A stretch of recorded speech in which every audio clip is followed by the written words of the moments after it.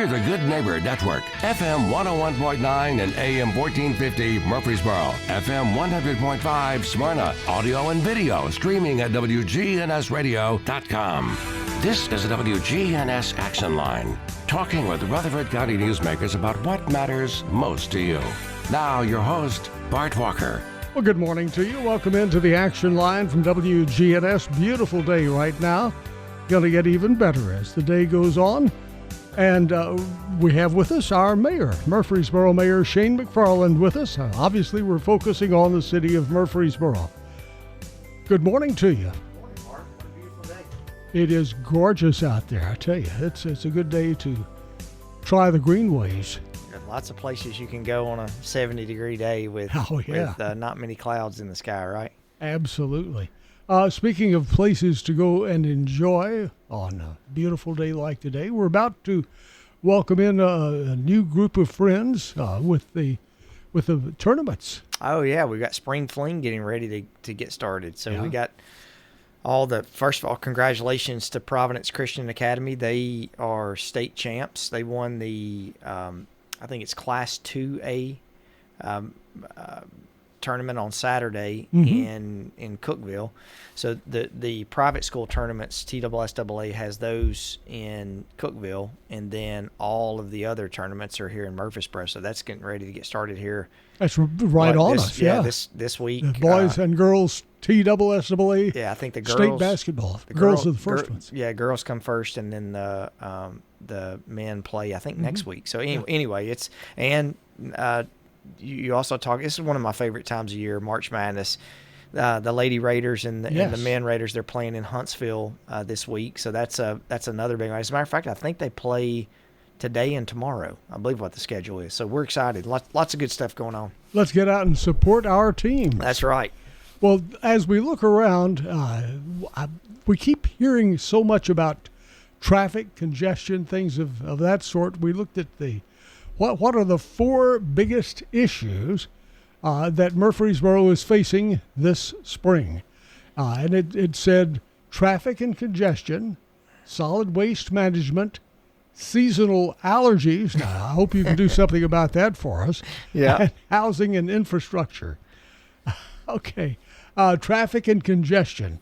Shane McFarland single-handedly is going to correct that problem. Yeah, that's right. Something that's pretty interesting. Chris Griffith, who is our executive director for public infrastructure, we did a segment that will be airing here in the next little bit, but it talked about all of the significant road projects that are going on in Murfreesboro that are not state roads.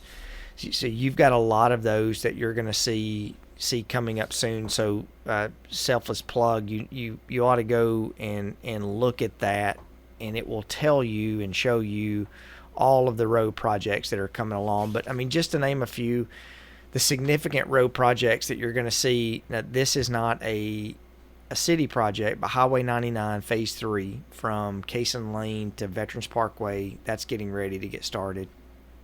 Thompson Lane is the largest road project that has ever been built in Murfreesboro. It's $155 million. It's a state project that's getting ready to get started. In our lifetime? That's the largest one since that I've ever seen. And so you got to think that over the last, I've been mayor for almost 12 years now, you got to think things have only gotten more expensive with road projects, but that'll be a significant road project that will now, be. What was the price tag on that? I think it was $155 million is what the total was on that. I'm looking through my notes here. That's a rough job, though. I mean, you can't just widen the road. You have to build up the sides of a good part of those roads. No, it's infrastructure. I mean, you've got in that project, you've got here, I've got it right here. You've got everything that is related to utilities. You've got a multi-use path. You've got two bridges that have got to be built. You've got the Hooper Bottom that you got to go across. You've got a battlefield that you've got to contend with. So there is a lot that you've that you've got to deal with. But we've got some finished projects that we just opened up. You've got that's the Beasy Road, Tommy Bragg Drive that just opened up. You're seeing that's going to be a significant improvement. You've got the Rutherford Boulevard extension. That's a city project where Rutherford Boulevard will go. I like to use just behind the Parthenon. I like to use landmarks as an example, but then that will end up extending across, going across I-24, connecting to Warrior Drive. So that keeps people who are trying to get to the north side of town, or in that downtown area, they don't have to go to the 99 interchange. They can just come from south to north through Warrior Drive. So that project is ongoing. You've got Highway 96. You've got some work being done on Highway 96. You've got Veterans Parkway, Medical Center Parkway, the phase 2, this widening from 4 lanes to 6 lanes. That is nearing completion. They're getting ready to put the final topping on that. We will then work back from Thompson Lane to the Fountains. That will be going from 4 lanes to 6 lanes, and then the next phase will be working from the Fountains back to Broad Street. So, Bart, there's a lot of projects that you can look at. The Buc-ee's Butler Drive is almost finishing up, where we realign Butler Drive to be able to connect back to Joe B. Jackson Parkway, where the interchange is being redone, where Buc-ee's is going to go. But something that a lot of people don't know, you can go to murfreesborotn.gov. On the homepage, there's a link for road projects, and you can really click in your area and you can pick up any road project that's going on. So lots of good stuff happening. And that's why this city is growing so much, because you're getting control of the thoroughfares. Well, 80% of our funding that the city council, when we spend money on capital improvement, 70 to 80% of that is all on road projects. But a lot of people don't realize that the big roads that go through our community are all state roads, and we continue to partner with our delegation and partner with the state to be able to improve those state roads. Now we have a text that just came in. They said talk a little more about Buc-ee's, and they also said, I know you want to talk about Trader Joe's. That's right. Yeah, Buc-ee's. Buc-ee's, they're looking at a 2026 opening date. A lot of that had to do with the state realigning and improving Joe B. Jackson interchange and the work that's going to go there. But it's typically 12 to 14 months once they start vertical. They're finishing up a lot of the site work right now. So I think you'll see that in 2026 that it will be opened up. Trader Joe's, the sign is on the building now. I think and they're stocking it too. Yeah, I think they're looking at opening up, and this is just all from what I've heard, sometime 1st of April. And I've never shopped at Trader Joe's before, but I know that there are people who are Whole Foods and Trader Joe's just major fans. So I know we're excited about that. And Bart, the other part, it's important. You look at that Trader Joe's development, you look at the infrastructure that was built, a new turning lane, a new lane on Medical Center Parkway, a new road that's built behind Trader Joe's that connects back to the avenue. I think it's Maplewood Drive is the drive there to Robert Rose. I mean, all that was paid for by the developer. Taxpayers didn't have to pay anything for that. And, the benefit, the county's going to receive significant tax revenue off of Trader Joe's, and the city will receive that benefit as well. And did you work that in the initial planning, or how did that come about? Yeah, a lot of the infrastructure that we talk about, if the taxpayer had to pay for 100% of the infrastructure in our community, we would not have as low of a tax rate as we have right now. I think we're at 93 cents is what our tax rate is now. That's just part of the development process, that when they go through, that you really try to make sure that you've got connectivity and pedestrian access and all those things, and that was part of the approval process, and the developer built all that. Here's another text. This one is dealing with a comment that you made earlier about the expansion of Medical Center Parkway and around the fountains. They're asking, they said, give us an update on the fountains project. And also, has there been any additional firm looking at the property that was going to be the Notes Live? There has been a couple of interested parties look at that 20 acres that we have.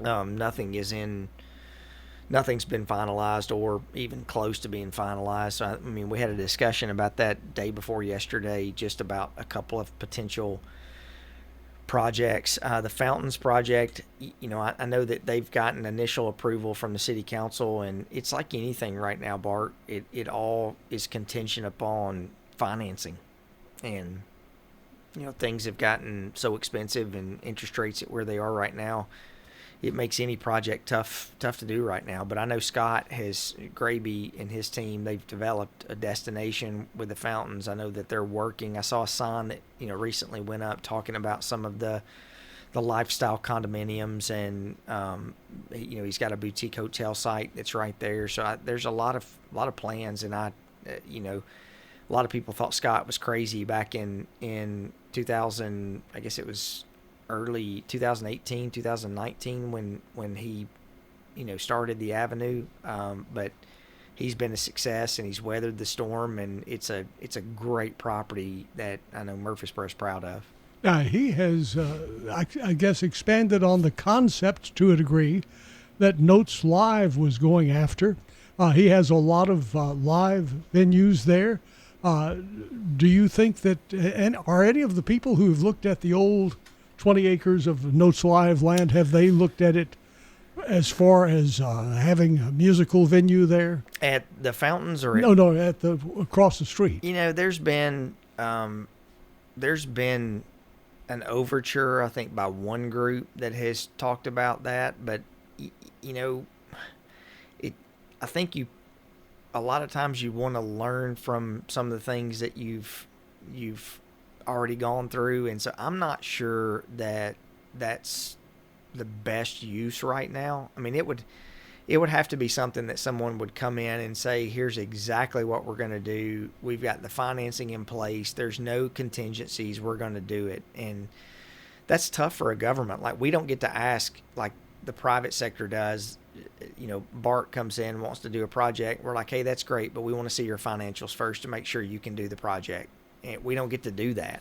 And so I think that's going to be something that, we're going to really look at on anyone that comes in that wants to do something. Now, hasn't the city pretty well directed some of the types of businesses that have gone into certain parcels? Oh, we can. Yeah, you can direct, and you can land use and land plan to be able to say this is what we would like to see there. But, at the end of the day, the tough part is, and we've done this on some projects to where, we've said, hey, we want a commitment letter of financing to show that you've got the financing at least to where you could be approved. But most people will tell you, who's in the financial industry, when someone gives you a contingent letter of financing, it's exactly that. It's contingent, and there's all kinds of caveats on there that it could be, hey, if you wake up on Tuesday, or if you wake up on a Wednesday with a cloudy sky, then we can cancel your contingent financing. So that's the tough part. Here's a text from a listener who's asking about congestion. They say it's all great to have wider roads, but something is causing the congestion. Sometimes it's traffic signals that are not in sync, if there is any order to them at all, especially in the downtown area. At times of the day when there's no traffic, the lights are out of sync then and create a bigger problem than if they'd just be turned off. Have you heard that thought before? I've heard, we're working on Rutherford Boulevard is going to be the new interactive or adaptive signal technology to where they talk with other signals around. I know the downtown does not have that, but if the reader, or excuse me, not the reader, if the listener, we've got a face for radio, Bart. That's right. If the listener can give me specific examples, email me smcfarland@murfreesborotn.gov. I can definitely find out, that timing and what we have there. Okay. So Rutherford Boulevard, as has been discussed before, will be that new interactive to sort of test these new technologies. Yes. When do you think that will all, of course, Rutherford Boulevard has a few challenges. Maybe that's why it's the initial one. Yeah, well, I mean, we did that on when I say we, the state did that on I-24 and in conjunction on Broad Street, Highway 41, going all the way into Nashville from Murfreesboro through Smyrna, Laverne. They're using that adaptive technology to be able, all the signage. It's called a technology corridor, or that where you have the signage now that is interactive. So when there's an accident, it directs people where you can get off, and then those signals talk to each other. So that technology is in place and to my understanding, functioning very well. Good. So it will follow suit that Rutherford Boulevard will do the same. I hope so. Yes, that's what the plan. I mean, Director our Jim Kerr was sharing that technology with us last week, as a matter of fact. So I think, we're starting to see all of that's coming into play. And the positive, it really helps. The negative, it's super expensive, and so you're trying to find those areas where you have those challenges and implement that in effective ways. Do you expect state funding or federal assistance or what? Well, it depends. I mean, it depends which road you're on. If it's Rutherford Boulevard. If it's Rutherford Boulevard, though, would be that's a city road, so that's all going to be city funding. So it really is just going to depend on which road you're on. If you're on a state road, then of course there's going to be some state funding to help you with that. We don't do a lot on federal roads, which are predominantly all your interstates. So even your interchanges, all of your interchanges are all state interchanges. I think that's going to be something, Bart, not to shift, but I think this Choice Lane project, we've had multiple conversations with TDOT over the last many months, and I think that's going to be something that will be significant for our community, because it's going to have a direct impact on our interchanges and how we use those interchanges when we get on and off of I-24.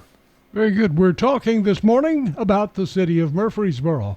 And our guest, Murfreesboro Mayor Shane McFarland. Stay with us. We will be right back and continue the conversation right here on your good neighbor station, WGNS Murfreesboro.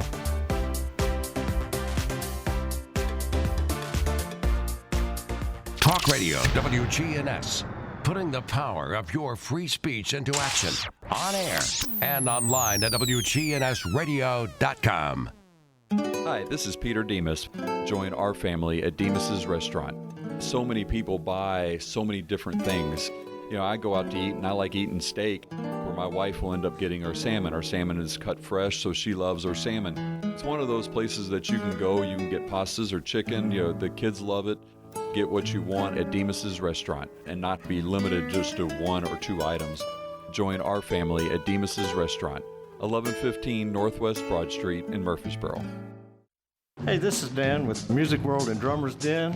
Come in for your guitars, keyboards, drums. We have you covered. Our prices will normally meet internet prices. When I buy a guitar, I have to put my hands on the guitar net. You can do that here. You can try your instrument before you ever put any money on it at all. And still cheaper than what you could get online most of the time, at least match their prices at worst. Come see us at Music World and Drummers Den, 2762 South Church Street, right across from the golf course. We'll see sunny skies here this afternoon with a high in the mid-70s. Tonight, increasing clouds, a low near 53. Thursday, a slight chance for rain, a high of 74. I'm meteorologist Jennifer Wojcicki on News Radio WGNS. Currently, it's 48. Need a new set of tires? Head to Tire World, where you can buy now, pay later. Ask your Tire World experts in Murfreesboro, Smyrna, and Laverne about their financing options. Tire World, we keep your family rolling. Get the Bridgestone-affiliated retailer credit card. We're News Radio WGNS 100.5, 101.9, 1450. Online and on your phone at WGNSradio.com.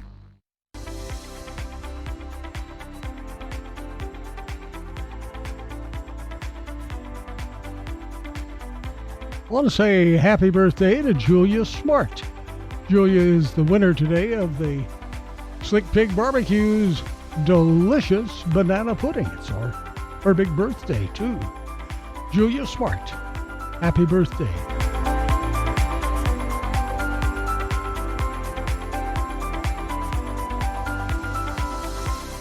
And Vasana Ratnarath is our good neighbor of the day.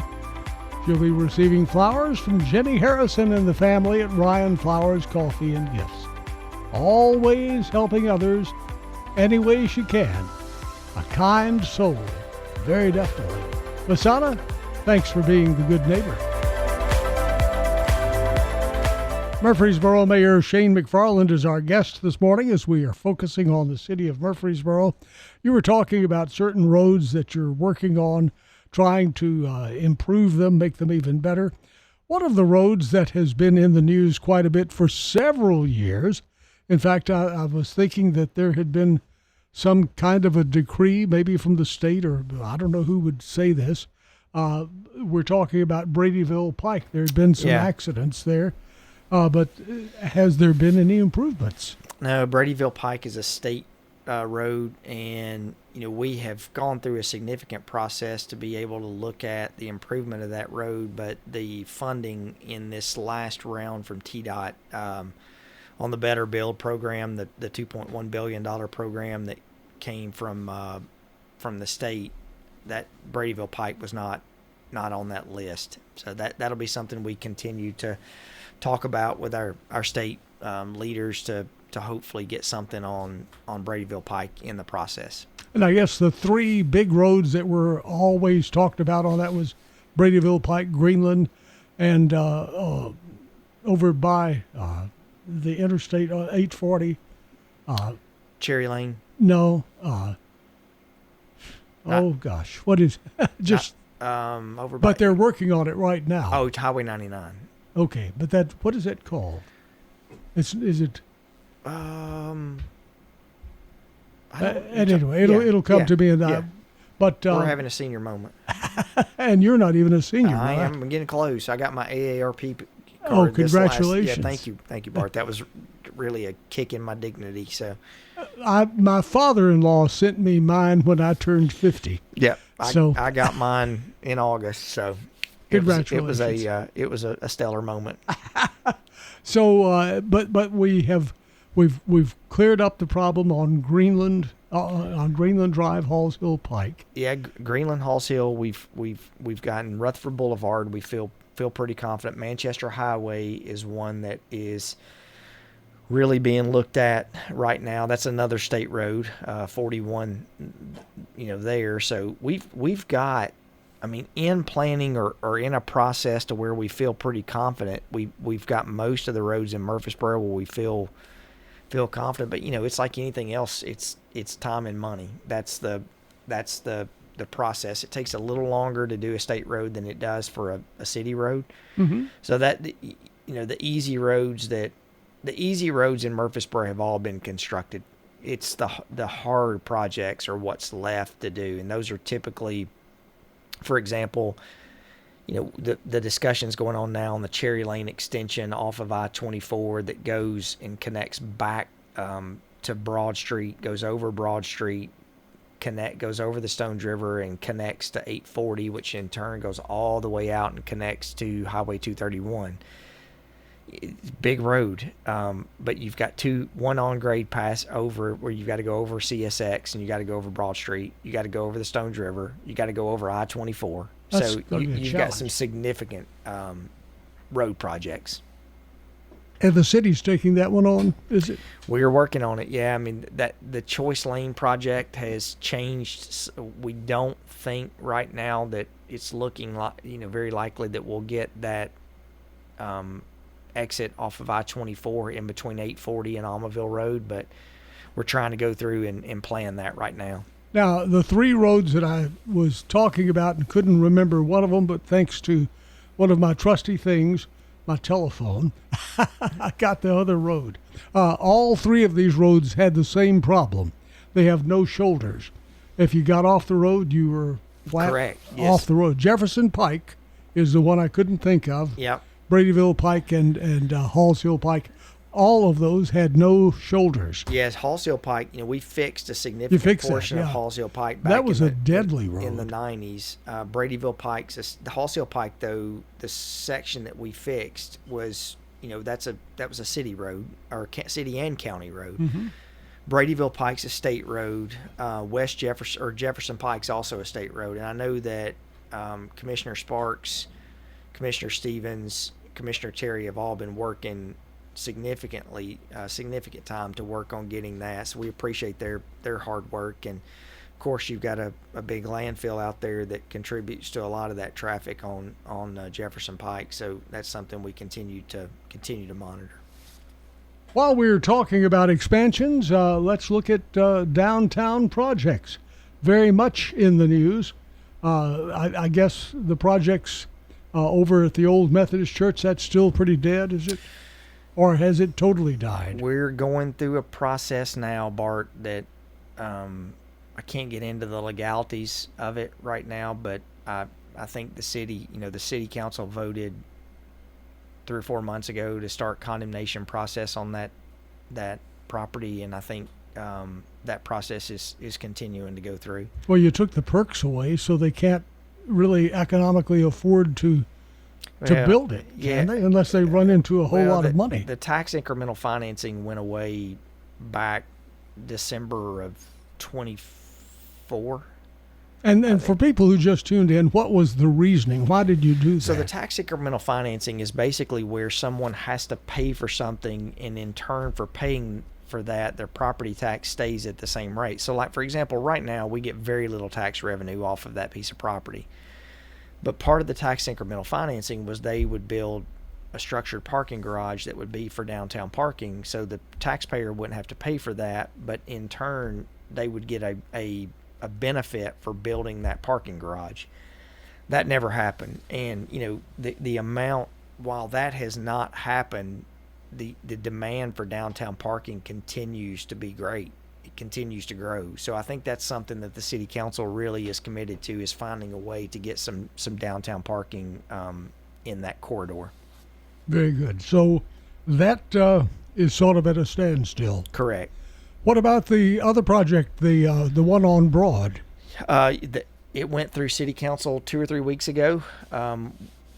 We have basically said we're okay with the agreements that are in place. So I think, Bart, the last thing that we heard was that they would start in the third quarter, and that starting date would be with y'all's building first across the street. And then once that building was completed, then they would move over to start demolishing all of the older buildings that we have around, and that's when the process would start. So I think their goal is to start in September.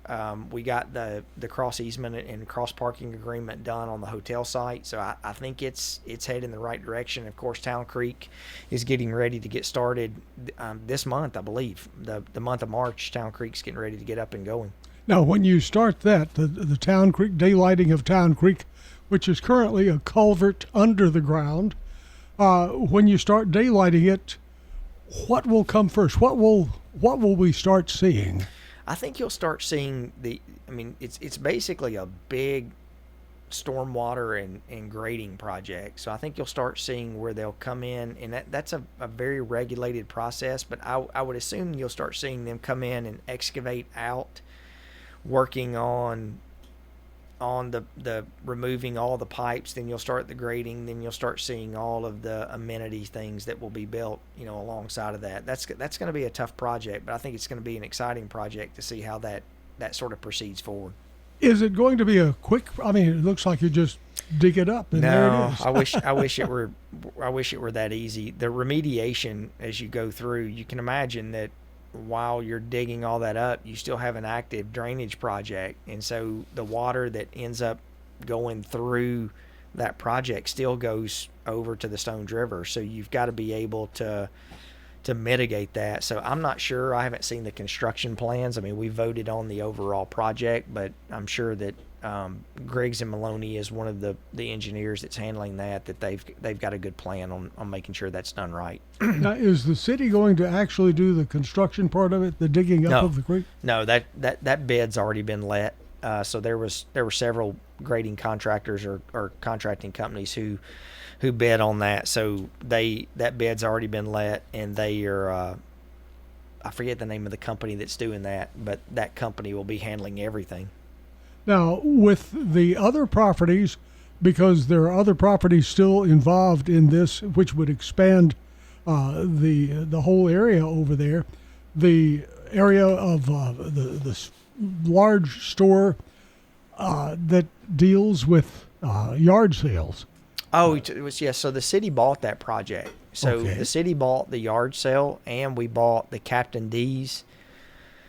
And then the buildings next to it, And the then, old gas so station. we've got that whole block now that will in turn go with the realignment of South Front Street, improving that intersection, and then also improving Cannonsburg. But I know that they're working through a negotiation period with yard sale on how much longer they can stay in there while they're trying to find a spot to relocate. But that's going to be exciting. The city has really been able to get from. I believe they found one. They're in the process of moving. Yeah, well, not yet. I mean, I think I got a letter maybe Over by Middle Tennessee Christian School. Yeah, I think I got a letter about a month ago that they wanted to stay in an additional. I forget what the total was, but That's a big move. yeah, it's a big move. And so, but the exciting part is from the bridge that's there over the creek all the way back to South Church Street, the city will own all that frontage, which means that all of that traffic that you've got people stopping to turn in and out of businesses, that all goes away. And we in turn can now improve that entire corridor. Okay.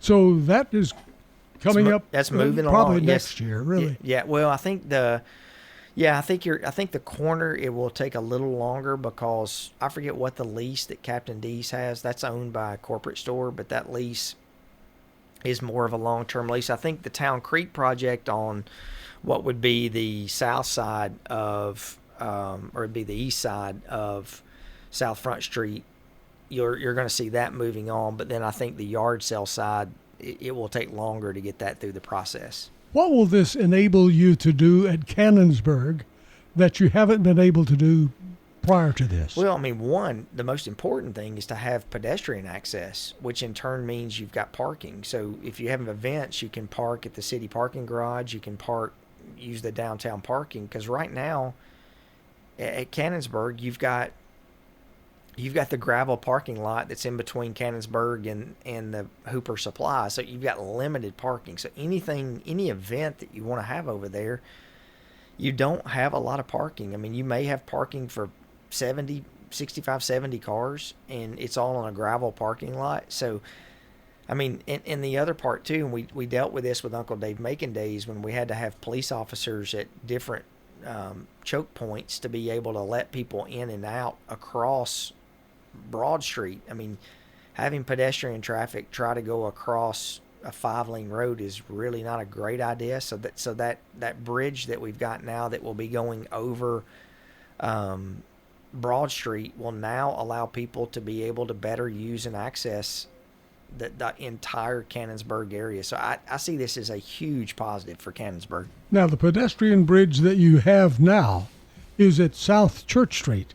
Are you going to build one on Vine Street as well? That's a pretty big difference. That's a large piece of land. Not right now. I think that the bridge that we have goes across Broad Street from where South Church is. There, the corner. Right. It goes across to where there's an open corner lot now. So, I mean, I think at some point where the new hotel site's going to be at Vine Street and South Church, it would be great to get approval to put another walking pedestrian access there.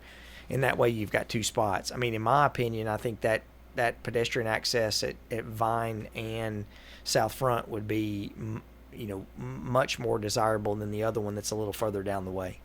Here's another question. This one's dealing with affordable housing. What is the city doing to make more affordable housing?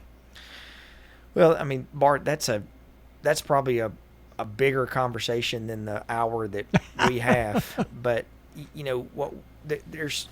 it's a contrary argument, Bart, that's really tough because affordable housing, you have to be able to have a greater supply And right now we don't have that.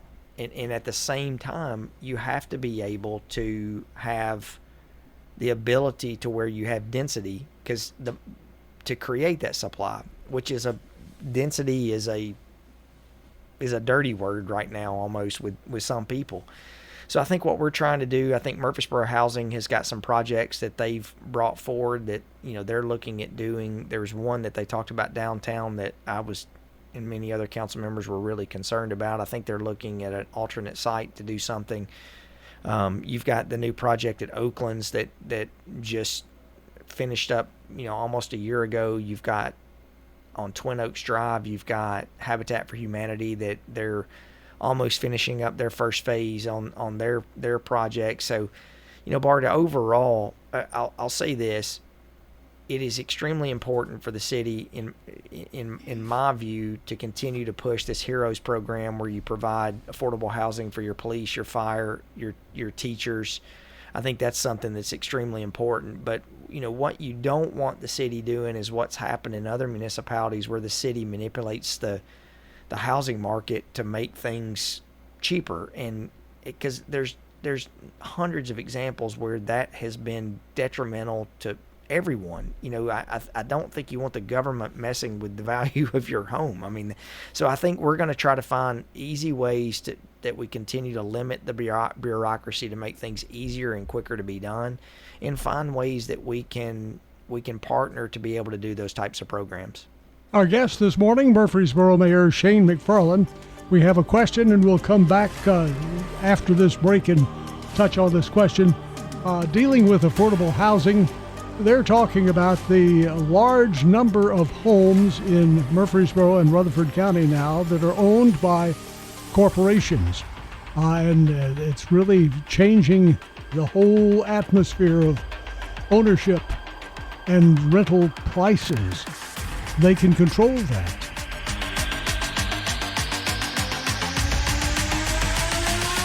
We've got your local sports fix. Weekdays at 5, it's all sports talk with Monty Hale Jr. and Tim Tackett here on WGNS. In today's changing world, you need a financial planner that you're comfortable with. Rely on the bonds that you've built with trusted friends at Old National Bank on Dr. Martin Luther King Jr. Boulevard here in the borough.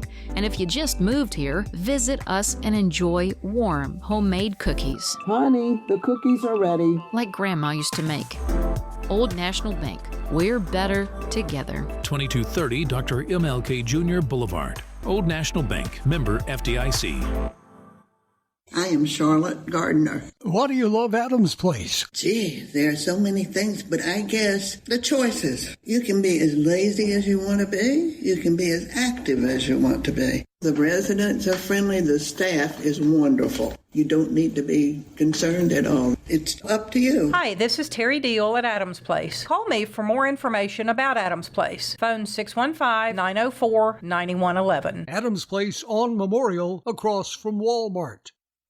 First Shot, growing in Christ with life and athletic skills. So we teach God's Word at everything we do to implant it in them so that they understand that the only way to get through the world is with God on their side. First Shot founder and executive director Andy Herzer. Our focus is on our inner city here at Patterson Park. From academics to athletics, First Shot's focus is toward building a stronger, more courageous spirit to face opportunities and obstacles that our youth confront every day. To find out more about First Shot, go to firstshottn.org. We'll see sunny skies here this afternoon with a high in the mid-70s. Tonight, increasing clouds, a low near 53. Thursday, a slight chance for rain, a high of 74. I'm meteorologist Jennifer Wojcicki on News Radio WGNS. Currently, it's 48. It's where bold talk meets big laughs. The Rick Burgess Show, weekdays from 11 to 2. The Rick Burgess Show, weekdays 11 to 2 on News Radio WGNS. Hey, welcome back. Murfreesboro Mayor Shane McFarland is with us, and when we left him, we sort of dropped a thought to think about, and that's affordable housing and the large number of corporate-owned homes.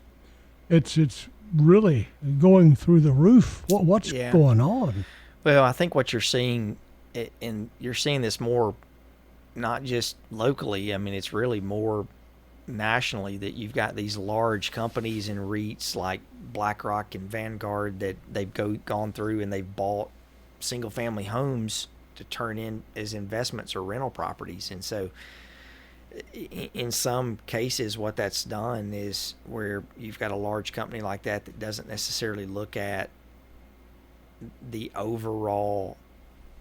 I'm trying to think of a diplomatic Well, they're way not to say local this. people. No, well, and so they don't even know what's going on here. Well, and so here's the tough thing, Bart. As it's got tougher and tougher to get any multifamily approved in the city. Really, you look at any apartments that have been built, they've pretty much been built in the Gateway area. That's really about it.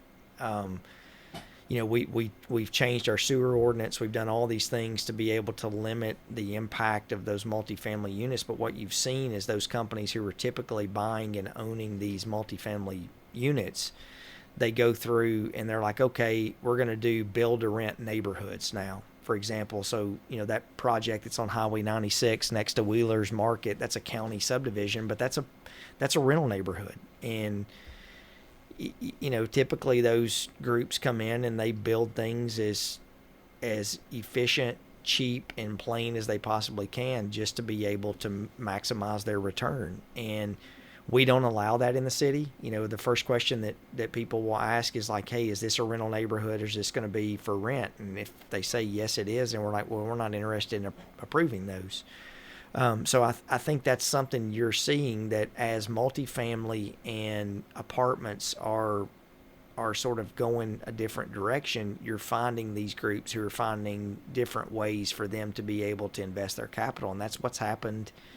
That's what's happened on the rental side. As when you see houses that will either go into foreclosure, or you see houses that come open, you've got groups that represent these companies, and they go and they buy the properties. It's great for the seller. It's not great for, in my opinion, the overall community. I mean, look, if you go back in 50 years, you're going to have people who are in this community who've been mass landlords. I can name 2 or 3 that I just know by name that's what they did. Well, now, when you say mass landlords, when I say mass, they own 40, 50, 60 homes. What are these people, these corporate things? Well, they're doing the same thing. But is it like hundreds? I don't know what the total is. I mean, Rob Mitchell would be a great person that could tell you that. I mean, the argument really needs to go to having the overall question of, if you've got a group that comes in and, buys 30, 40 homes, I mean, are they really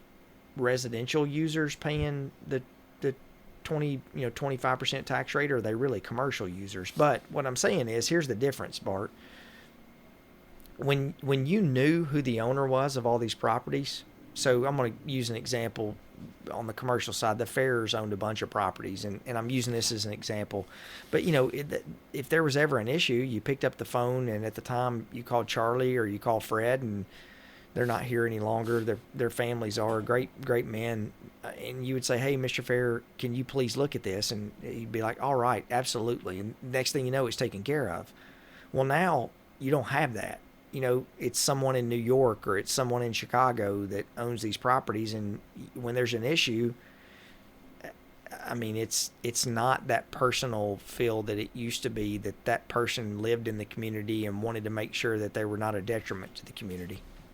As far as looking at the community now, we were talking about Murfreesboro, Tennessee, fastest growing area of Tennessee, still in the top 10 across the whole United States. What do you think our biggest challenge is right now? Transportation and traffic is consistently going to be, I mean, Bart, I was in Cookeville this weekend, and I waited like 8 minutes in traffic in Cookeville. I think that's not just a Murfreesboro thing. The misnomer that if we immediately stop people moving in, that your traffic issue is going to go away, or even 15 years ago. I mean, when I moved here in 92, there were 30-some-odd thousand people here. We're a lot closer to 170,000 people right now. So I think, for whatever you want to say, look, I think there's issues with development that we have to be very careful about, having very dense subdivisions in areas that service delivery can't occur. I think that's a big deal. But I think the issue is, we are a direct reflection of of what's happened in the entire mid-state area. Nashville, the growth that Nashville's seen, people have moved to this area because it's more affordable to live here. So, I think transportation and traffic, it's going to continue to be something that we want to that we will focus on. But I mean, Bart, here's the other part. I think it has to be in conjunction with development that we do this. So the taxpayer is not the one who bears the brunt on funding all of the infrastructure costs. Like what I talked about earlier about Trader Joe's. We get the development to do that whenever the time comes. Murfreesboro Mayor Shane McFarland bringing us up to speed this morning here on WGNS Murfreesboro. Thank you for joining us today. Thank you, Bart.